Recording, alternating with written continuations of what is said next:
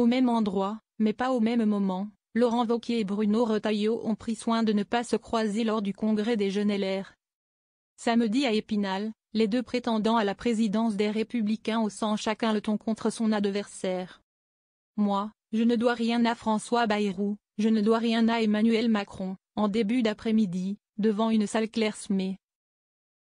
Laurent Wauquiez a ouvert les hostilités et, s'il a assuré que le ministre de l'Intérieur n'était pas son adversaire, ses attaques ont pris une acuité nouvelle.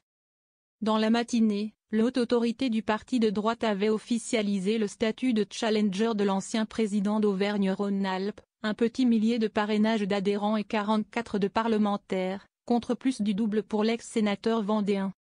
Mais, a fait observer Laurent Wauquiez, avoir une famille politique qui soit forte, ça nécessite d'y passer tout son temps. Ce n'est pas un job accessoire, ça n'est pas un passe-temps avec d'autres occupations, comprendre celle de ministre. François Bayrou a toujours fait le choix de la gauche. Les seules batailles, ce sont les élections, a poursuivi celui qui a reconquis un siège de député lors des dernières législatives. Manière de mieux railler ceux qui prennent les postes avant ou après. Or, les résultats ne sont pas là, a encore attaqué Laurent Wauquiez, en pointant l'explosion des agressions violentes. Et, à propos d'un refus d'obtempérer qui a blessé légèrement une dizaine de personnes samedi matin à Paris, on se demande si on est en Bolivie ou au Mexique, glisse-t-il. C'est plus généralement à François Bayrou, qui a toujours fait le choix de la gauche, que s'en est pris Laurent Wauquiez.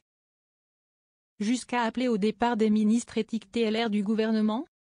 Cette question se pose à chaque étape. François Bayrou, ce n'est pas Michel Barnier. La décision qu'on a prise, pour éviter le chaos au pays, de soutenir le gouvernement, elle s'examine texte par texte. Dans ce soutien exigeant, il y a surtout exigence.